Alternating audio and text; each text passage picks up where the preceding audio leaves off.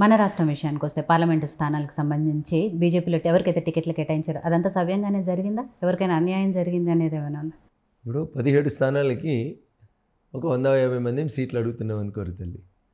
So అల్టిమేట్గా party అన్నీ ఆలోచించి ఎవరికి ఇవ్వాలి, ఎవరు గెలవడానికి అవకాశం ఉంది, ఎవరు పార్టీకి చేసిన సేవ ఏముంది, లేదా ఇతరత్ర పార్టీలో ఉన్నటువంటి మేధావులు ఎవరైనా మన పార్టీలోకి వచ్చి పోటీ చేస్తామని అనుకుంటే యాక్సెప్ట్ చేయడం, ఇది క్వైట్ న్యాచురల్గా జరిగేటువంటి పని, ఒక ప్రొసీజర్. అది భారతీయ జనతా పార్టీ సుమారు 33% కొత్త వాళ్ళకి సీట్లు ఇచ్చుకుంటూ పోతుంది ప్రతి ఎలక్షన్స్ లోపల.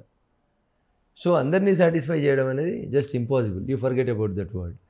రాజకీయాల్లో అందరినీ సాటిస్ఫై చేయడం అనేది ఎవరు చేయలేరు, ఏ పార్టీకి కూడా సాధ్యం కాదు. ఎస్, పార్టీ రకరకాలైనటువంటి కోణాలని, అంచనాలని, గెలుపు లక్ష్యాలని అంచనాగా పెట్టుకొని ఒక 17 మంది అభ్యర్థులను ఎన్నిక చేసింది.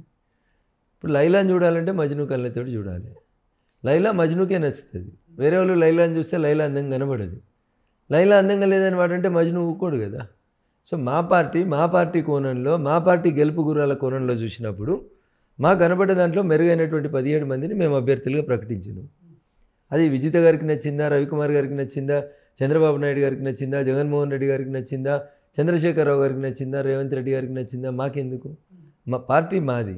వితిన్ ద 4 walls మా పార్టీ జాతీయ నాయకత్వం కూర్చొని సమగ్రమైనటువంటి చర్చ జరిపిన తర్వాత బాగా క్రెడిబిలిటీ ఉండి, బాగా గొప్పగా ఉండి, రేపు మంచి పెర్ఫామ్ చేస్తారు, రేపు పార్టీకి భవిష్యత్తుకి ఉపయోగపడతారు అనుకున్న వాళ్ళని ఎంపిక చేసుకుంటుంది.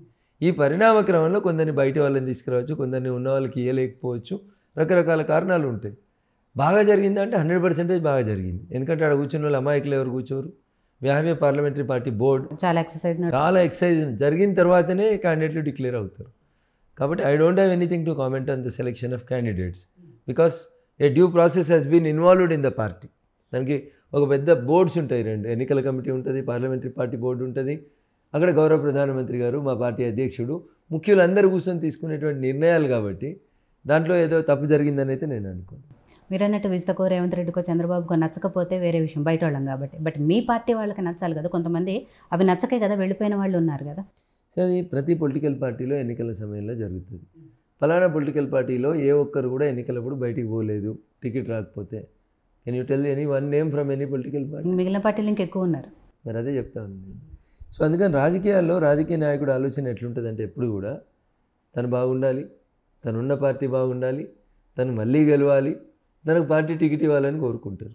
ఒకవేళ డ్యూ టు వేరియస్ రీజన్స్ తనున్న పార్టీ టికెట్ ఇవ్వలేదనుకోండి, ఎంతమంది ఆగుతున్నారు? వాళ్ళ అవసరాల కోసం ఇంకో పార్టీకి పోతున్నారు, పోటీ చేస్తున్నారు. ప్రజలు కూడా ఆలోచించాలి. అట్లాంటి వాళ్ళనే ప్రజలు గెలిపిస్తున్నారు. ఇది కూడా బాధాకరమైనటువంటి విషయం.